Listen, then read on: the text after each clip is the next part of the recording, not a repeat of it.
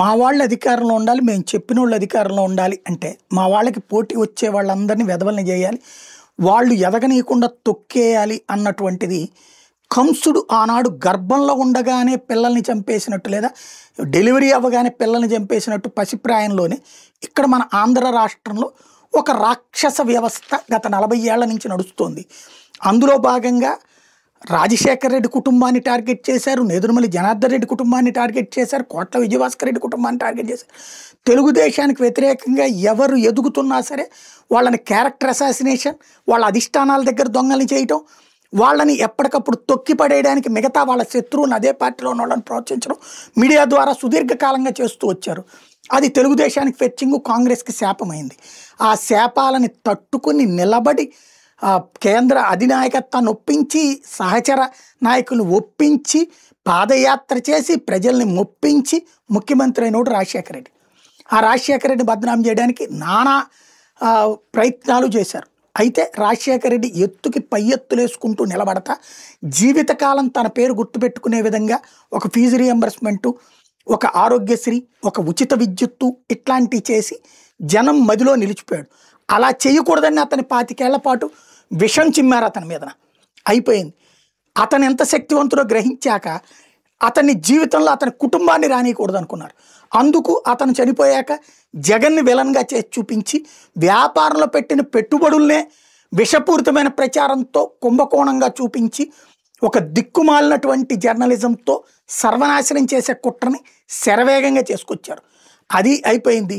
జగన్ దాన్ని తట్టుకు నిలబడ్డాడు, గెలిచాడు, ఓడాడు, గెలిచాడు, ఓడాడు. ఇప్పుడు ఆ జగన్మోహన్ రెడ్డిని దెబ్బ కొట్టడానికి వాళ్ళ చెల్లి పనికొచ్చింది. ఎందుకంటే నానిచ్చిన ఆస్తులు తినేసింది, అన్న సంపాదించిన ఆస్తులు కూడా తినాలనుకుంటోంది. అందుకు ఆ అన్న భార్య ఒప్పుకోవట్లేదని ఆమె మీద అలిగింది. అమ్మ ద్వారా అన్న మీద ఒత్తిడి తెచ్చింది. దానికి అన్న కూడా భార్య మాట వింటున్నాడు కాబట్టి ఆ అన్న భార్యని, అన్న బిడ్డల్ని, అన్నని బద్నాం చేసి బహిరంగంగా అతన్ని ఓడగొట్టడానికి ఇంకొక చెల్లితో కలిసి కుట్ర పన్ని రకరకాలు చేసుకొచ్చి దానికి ఈ మీడియా ప్రోత్సహించింది. జగన్ ఇవాళ జైలుకి ఇదే కోర్టుకి వెళ్తున్నాడు విచారణకి. వెంటనే ఇప్పుడు షర్మిల అర్జెంటుకి ఇవాళ ఏముంది షర్మిలకి జగన్కి, షర్మిల దగ్గరికి వెళ్ళి ఆంధ్రజ్యోతి రిపోర్టర్ అడుగుతారు, జగన్ ఇదే అక్కడ కేటీఆర్ కూతురు కవిత వీళ్ళ గురించి మీ గురించి మాట్లాడుకుంటున్నారు కదా అని. నేనేం తప్పు చేశాను, మొన్నే నన్ను దూరం పెట్టాడు అని చెప్పిందట.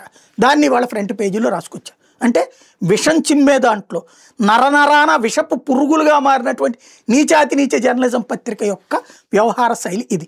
తమ వాళ్ళని ఏమీ లేకపోయినా అద్భుతమైనటువంటి స్వర్గంలో తేలియాడిస్తూ, ఎదుటి వాళ్ళు నరకంలో ఉన్నా సరే స్వర్గమని భ్రమ కల్పించేటటువంటి ఒక నీచ జర్నలిజానికి కేర్ ఆఫ్ అడ్రస్గా మారినటువంటి వాళ్ళు ఈ దిక్కుమాల ప్రయోగం చేశారు. బాగానే ఉంది. కానీ నాకు అర్థం కానిది ఏంటంటే, షర్మిల కొడుకు పెళ్ళికి దీనికి వెళ్తే అందరూ చూశారు కదా, అమ్మాయి ఇన్విటేషన్ ఇచ్చింది, వెళ్ళాడు.